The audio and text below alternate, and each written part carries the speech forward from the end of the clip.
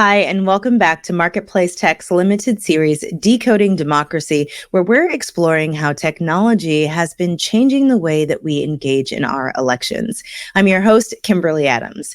It's now been a week since U.S. voters went to the polls, and less than 24 hours after they closed, former President Donald Trump was projected to win back the White House.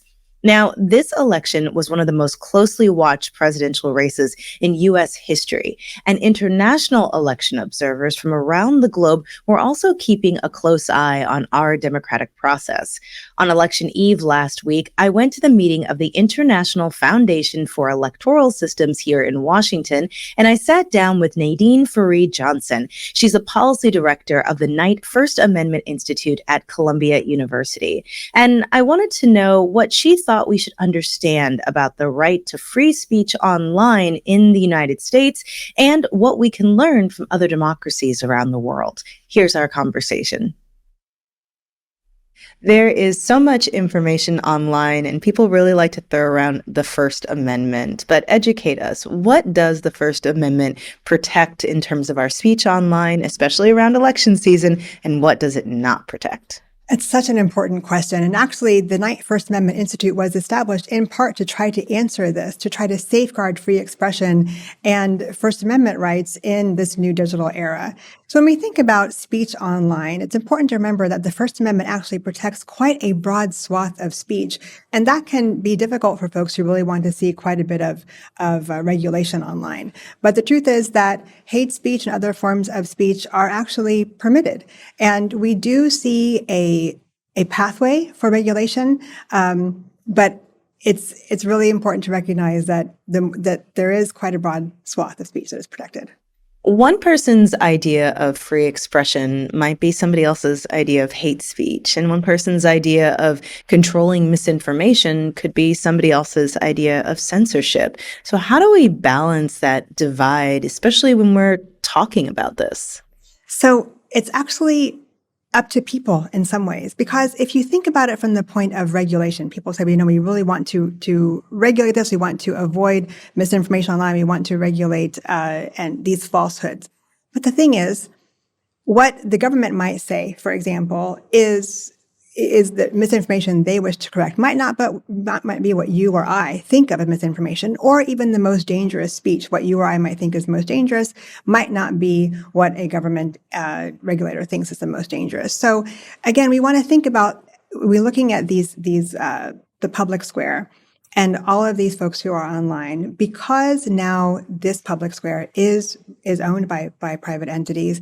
It's important to also make sure that we have people have access to this irrespective of their viewpoints. So it really is a matter of having the platforms seek to work in the public interest, and also on the government side to think about what can we do that is not content moderation, that is not telling the platforms you must have this information or you must not have other information, but can we talk about transparency? Can we talk about accountability? Can we look at ways of helping users control their online experience in a way that is more beneficial to them and helps create a better environment online for all? We have seen some of these social media platforms, most notably X, formerly Twitter, roll back a lot of their content moderation policies and sometimes just throw them out the window. What changes have you seen as a result, especially between this election and the last one? That's such an important question right now, because we're actually not sure of the full range of change that we've seen. And part of that is because some of the changes that we've seen in terms of service, for example, are limiting the access that individuals have to posts to be able to study them.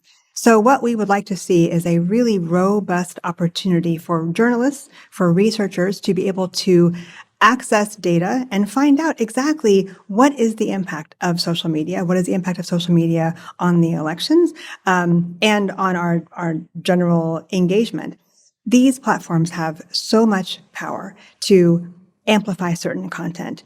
They affect how we share, how we learn. They affect how users relate to one another. So having access for researchers and for journalists is critically important to being able to answer that very question. It's wild that we just don't know. Now, with these social media companies kind of stepping back a bit when it comes to this, does that mean that the government needs to step in more? So that's exactly what we've been talking about here at the Institute, is trying to recognize that there is a role for government in determining how best to support free expression online, but not to do so in a way that ultimately quashes that expression. So again, instead of turning to content moderation, which could run up against the First Amendment, there's an opportunity for government here to legislate transparency, for example, to provide a safe harbor for researchers to allow them to access information and undertake projects in the public interest to better inform us. There's an opportunity to legislate interoperability, whereby you or I can switch platforms more easily and better curate our experiences online. And again, I'll come back to the question of privacy. So much of this is really about data privacy, and having Americans and others having their privacy protected online. I think we need to see that foundational legislation to really help us build into the next sphere of what's happening in tech.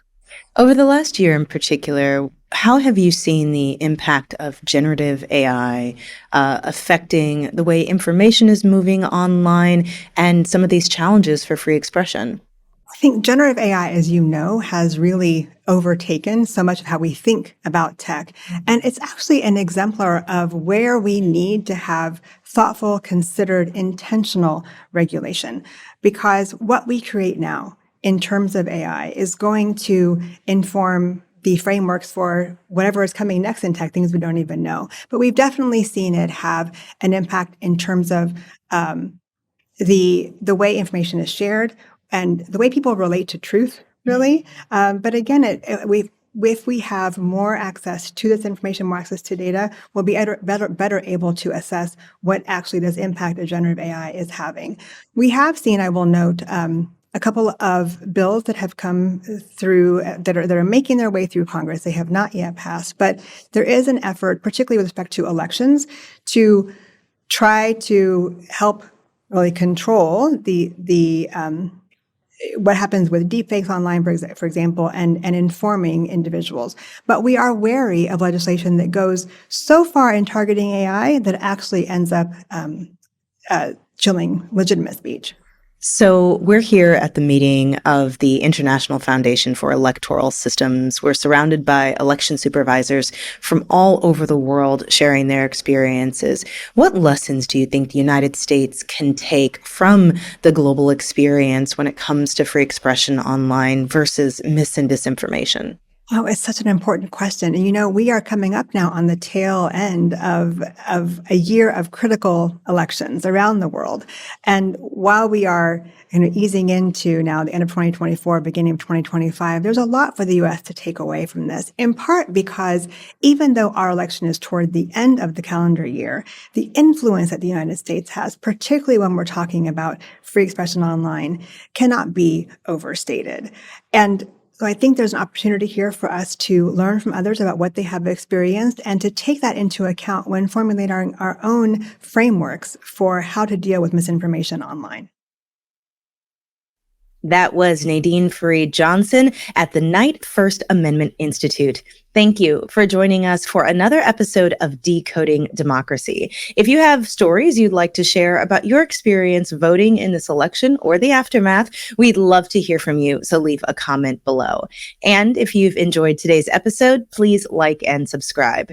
Rosie Hughes produced this episode, and I'm Kimberly Adams.